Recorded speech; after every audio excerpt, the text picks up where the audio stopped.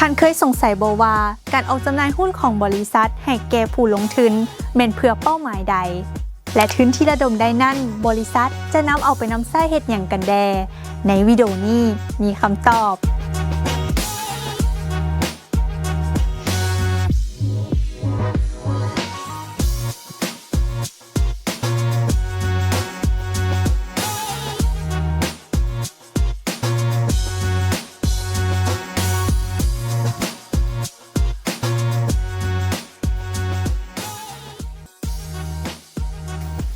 สวัสดีบรรดาท่านขอต้อนรับเข้าสู่รายการสาระตลาดทุนโดยสำนักงานคณะกรรมการคุ้มครองหลักทรัพย์นำเสนอโดยข้าพเจ้ารัตติทาวงศ์ไซ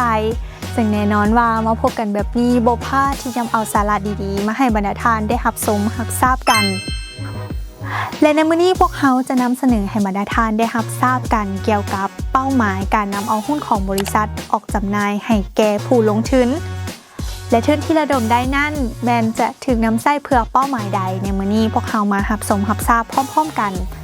ทุกๆบริษัทที่ต้องการระดมทุนโดยการนำเอาหุ้นของบริษัทออกจำหน่ายให้แก่ผู้ลงทุนจะต้องกำหนดไว้อย่างชัดเจนว่าจะถึงนำใช้เพื่อจุดประสงค์หยังนี่คือเงื่อนไขสำคัญที่คณะกรรมการคุ้มครองหลักทรัพย์กำหนดไว้เป้าหมายในการนำใช้ทุน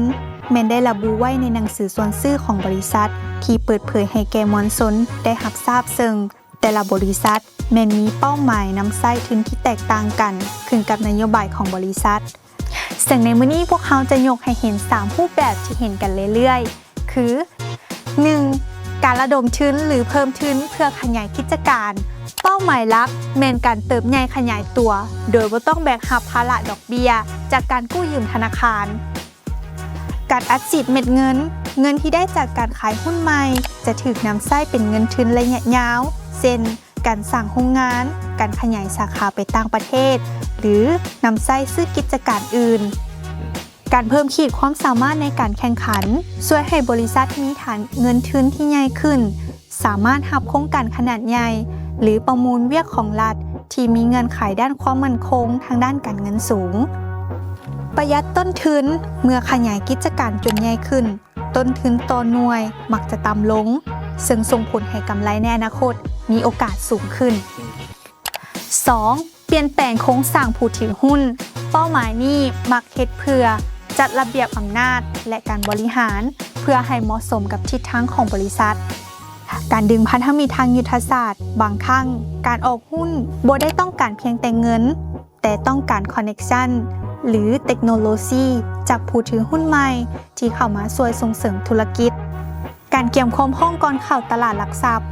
เป็นการปรับสัดส่วนเพื่อให้เป็นไปตามเกณฑ์ของหน่วยงานคุ้มครองเช่นสคคส.และเพื่อให้โครงสร้างมีความเป็นมืออาชีพการเพิ่มสภาพคล่องการกระจายหุ้นให้กับรายย่อยหลายขึ้นช่วยให้หุ้นมีการซื้อขายเปลี่ยนมือได้ง่ายขึ้นในตลาดห้อง 3. ปันผลหรือให้เป็นรางวัลเป้าหมายนี้แม่นรักษาผลประโยชน์และสร้างแรงจูงใจโดยบ่กระทบกระแสเงินสดของบริษัทการจ่ายหุ้นปันผลในกรณีที่บริษัทมีกำไรแต่ต้องการเก็บเงินสดไว้ใช้ลงทุนต่อบริษัทจะออกหุ้นใหม่ให้ผู้ถือหุ้นเดิมแทนเงินสด